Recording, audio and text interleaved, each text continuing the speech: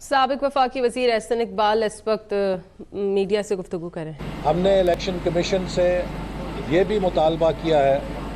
کہ آنے والے انتخابات میں الیکشن کو افورڈیبل کرنے کے لیے اور الیکشن میں پیسے کے استعمال کو روکنے کے لیے مؤثر ضابطۂ اخلاق مرتب کیا جائے، چونکہ جو رجحانات دیکھے جا رہے ہیں اس سے انتخابی عمل میں پیسے کی ریل پھیل سے عام انسان یا ووٹر کے لیے یا متوسط طبقے کے لیے یا کسی پولیٹیکل ورکر کے لیے دن بدن انتخابی عمل میں شریک ہونا بہت مشکل ہوتا جا رہا ہے، اور اس حوالے سے کس طریقے سے انتخابی اخراجات کو قابو میں رکھا جا سکتا ہے، ہم نے الیکشن کمیشن سے اپنی تجاویز شیئر کی ہیں، جس پر الیکشن کمیشن نے ان سے اتفاق کرتے ہوئے یہ یقین دہانی کرائی ہے کہ وہ تمام سیاسی جماعتوں کے ساتھ انتخابی ضابطۂ اخلاق کو شیئر کریں گے جو وہ ان تجاویز کی روشنی میں مرتب کر رہے ہیں، اور ان کی بھی کوشش ہوگی کہ وہ انتخابی عمل میں اخراجات کو کم کرنے کے لیے مؤثر ضابطۂ اخلاق بنائیں۔ ہم نے انتخابی عمل کی شفافیت کے لیے بھی خاص طور پہ 2018 کے انتخابات کے تجربے میں جس طرح RTS سسٹم کو استعمال کیا گیا اپنے خدشات کا اظہار کیا، اور الیکشن کمیشن نے یقین دہانی کرائی ہے کہ وہ ایک ایسا خودکار نظام بنا رہے ہیں کہ جو الیکشن کے مانیٹرنگ کے لیے بھی اور نتائج کو مرتب کرنے کے لیے بھی خودکار بھی ہوگا اور شفاف بھی ہوگا، تاکہ ان شکایات کا ازالہ ہو سکے جو کہ ہم نے 2018 کے اندر جن کو دیکھا ہے۔ ہم نے الیکشن کمیشن سے یہ بھی مطالبہ کیا ہے کہ خواتین کے ووٹرز رجسٹریشن اور ان کے انتخابی عمل میں شمولیت کے لیے بھی مؤثر حکمت عملی اپنائی جائے، چونکہ کسی بھی ملک کے انتخابی عمل میں اس کی آدھی آبادی کو اس سے باہر نہیں رکھا جا سکتا، لہٰذا خواتین کی انتخابی عمل میں مؤثر شمولیت کے لیے خواتین ووٹرز کی رجسٹریشن اور خواتین ووٹرز کا ووٹ کاسٹ کرنا، اس کے لیے الیکشن کمیشن مؤثر حکمت عملی مرتب کرے۔ ساتھ ہی ساتھ ہم نے الیکشن کمیشن کو یہ بھی کہا ہے کہ جو اس وقت ملک کے حالات ہیں ان کے پیش نظر ہیٹ سپیچ کے حوالے سے مؤثر مانیٹرنگ کا نظام وضع کیا جائے، تاکہ کسی بھی جگہ مذہب کو، لسانیت کو یا کسی بھی انتہا پسندی کے نعرے کو یا مخالفین کو ٹارگٹ کرنے کے عمل کی مؤثر طور پہ روک تھام کی جا سکے، اور یہ ہیٹ بیس سپیچ جو ہے پھر تشدد کی طرف لے کے جاتی ہے، جس سے الیکشن میں وائلنس آتا ہے۔ اسی طرح انتخابات کے اندر جو پولنگ سکیمز ہیں اور جو اس کے انتخابی مراحل ہیں ان میں بھی شفافیت لانے کے لیے ہم نے مختلف تجاویز الیکشن کمیشن کے پیش نظر رکھی ہیں۔ الیکشن کمیشن نے ہمیں یقین دلایا ہے کہ وہ الیکشنز کو جلد از جلد کرنے کے لیے، بر وقت آئین اور قانون کے مطابق کرنے کے لیے اپنا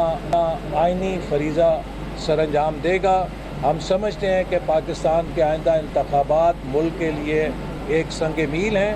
چونکہ جو ملک کے معاشی چیلنجز ہیں اس کے لیے ضروری ہے کہ فی الفور ایک منتخب حکومت، آئینی اور جمہوری طور پہ ایسی حکومت جس کے پاس پورا مینڈیٹ ہو، وہ آ کے ملک کی معیشت کو اصلاحات کے ذریعے مستحکم کرنے کے لیے اپنا جمہوری کردار ادا کرے، اور ووٹر لسٹوں کو سائملٹینیسلی جو ہے وہ ان کی تیاری شروع کی۔ اسی طرح ہم نے یہ بھی کہا ہے کہ جو ووٹرز لسٹ ہیں ان کے لیے بھی الیکشن کمیشن اندراج کے لیے تاریخ کا اعلان کرے، چونکہ ڈی لمیٹیشن کے نتیجے میں دورانیہ 90 دن سے طویل ہو گیا ہے، تو اس کے لیے وہ ووٹرز جو 18 سال کی عمر کو پورے ہوں گے اور بالخصوص جو ووٹرز جن کا اندراج اب تک نہیں ہو سکا، ان کے اندراج کے لیے الیکشن کمیشن تاریخ کا اعلان کرے، اور نادرا کو ہدایت کرے کہ وہ بھرپور طریقے سے नए वोटर्स के शनाख्ती कार्ड बनाने के लिए और उनके वोटर्स के तौर पे इंदराज के लिए किरदार अदा करें। और ये अमल 14 दिसंबर तक मुकम्मल हो जाए साइमल्टेनियसली। हाँ, और ये सारा अमल जो है साइमल्टेनियसली 14 दिसंबर से पहले मुकम्मल हो जाए, ताकि जहाँ हल्का बंदी मुकम्मल होगी उसके साथ इंतखाबी फहरिस्तें भी मुकम्मल हों। और हमने ये भी इलेक्शन कमीशन को कहा है कि इलेक्शन कमीशन एक कट ऑफ डेट के ऊपर जो वोटर्स लिस्ट शाये करे, वही वोटर्स लिस्ट को यकीनी बनाया जाए कि वो इलेक्शन के अमले के पास और जो उम्मीदवार हैं उनके पास हों, ताकि पोलिंग डे के ऊपर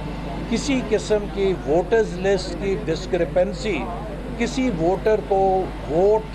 देने के हक से महरूम ना कर सके। इकबाल साहब ये बताएं कि 90 दिन के अंदर अफवाद का पीटीआई का और पाकिस्तान पीपल्स पार्टी का मुकाबला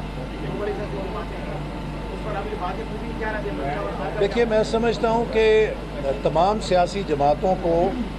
इस बात को पेश नज़र रखना चाहिए कि पाकिस्तान का एक आइन है और एक कानून है। जहाँ तक पीटीआई का सवाल है, 13 जनवरी 2022 को काउंसिल ऑफ कॉमन इंटरेस्ट के इजलास जिसकी सदारत इमरान खान साहब ने की, उसमें यह फ़ैसला किया गया कि अगला इलेक्शन 2023 का 7वीं मरदमशुमारी के तहत होगा, और जो ही 7वीं मरदमशुमारी के नताइज मुरतब होंगे उन्हें इलेक्शन कमीशन को अरसाल किया जाए, उसे मुतला किया जाए, ताकि इलेक्शन कमीशन उसकी रोशनी में इंतखाबात करा सके। और ये जो सेंसस का नतीजा इलेक्शन कमीशन को देने का मतलब क्या है? आइन इस बारे में वाज़े तौर पे इलेक्शन कमीशन को पाबंद करता है कि इलेक्शन कमीशन ने जो आखिरी लेटेस्ट नोटिफाइड सेंसस है उसके नतीजे में हल्का बंदी करनी है। तो लिहाजा पीटीआई का ये मुतालबा